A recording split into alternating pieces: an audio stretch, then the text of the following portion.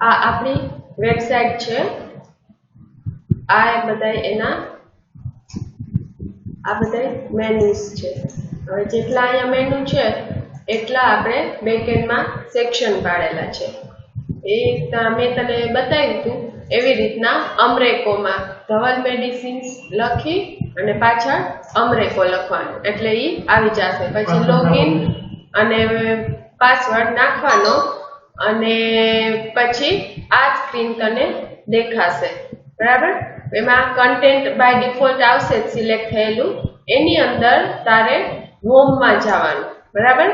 એમાં અહીંયા જે ટ્રાયંગલ આપેલું છે એરો એની ઉપર ક્લિક કરવાનું। એની ઉપર ક્લિક કરીશ એટલે આ બધા આપણા મેનુ જે છે એ home slide, about us, what we serve, our team અને કોન્ટેક્ટ અસ।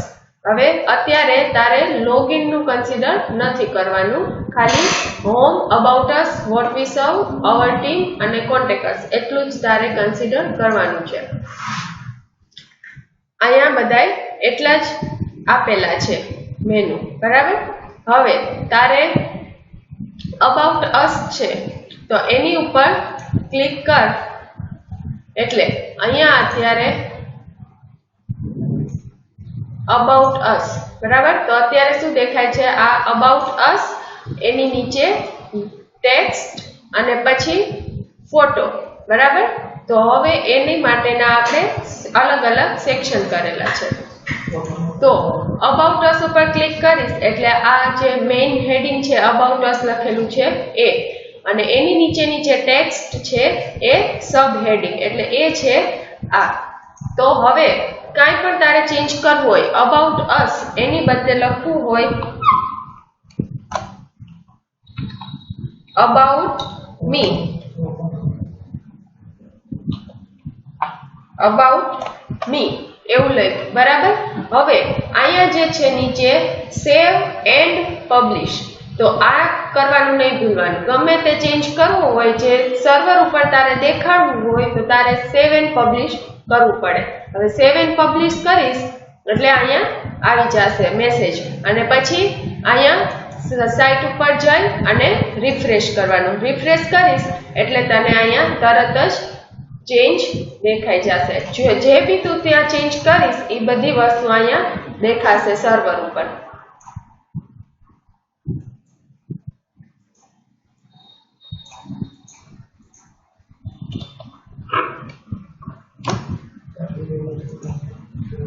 હવે અબાઉટ અસ ને સેવ એન્ડ પબ્લિશ કરી નાખું છું। એવી જ રીતના અહીંયા નીચે સબ હેડિંગ છે બરાબર। એ સબ હેડિંગમાં ગમે તે તારે જે લખવું હોય એ લખી અને પછી કરવાનું, લખી અને save and publish. Save and publish કરીએ મેસેજ આવી જાય પછી તરત જ વેબસાઇટની અંદર જોઈએ અને રિફ્રેશ કરવાનું।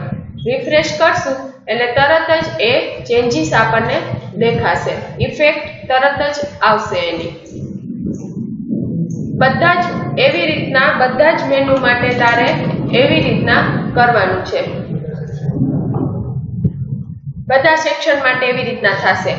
વોટ વી સર્વ છે બરાબર, તો વોટ વી સર્વ એમાં એવી જ રીતના છે વોટ વી સર્વ અને એની નીચેનું સબ હેડિંગ। હવે આ ગમે તે ચેન્જ કરવું હોય ચેન્જ કરી અને સેવ એન્ડ પબ્લિશ કરવાનું છે।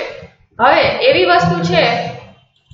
વસ્તુ છે કે જે તારે અત્યારે સેવ કરેલી રાખવી છે પણ વેબસાઇટની અંદર બતાવી નથી, તો તારે શું કરવાનું? આ જે એરો છે સાઈડમાં એની ઉપર ક્લિક કરી અને ખાલી સેવ નું બટન જ દબાવવાનું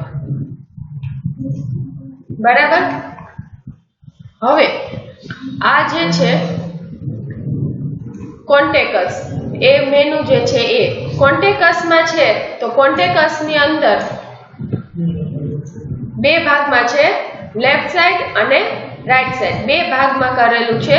એટલે લેફ્ટ સાઈડની ઇન્ફોર્મેશન અને રાઈટ સાઈડની ઇન્ફોર્મેશન। આ છે એ લેફ્ટ સાઈડનું હેડિંગ છે, આ છે એ રાઈટ સાઈડનું હેડિંગ છે, આ જે છે એ લેફ્ટ સાઈડની સબ ટેક્સ્ટ છે બરાબર।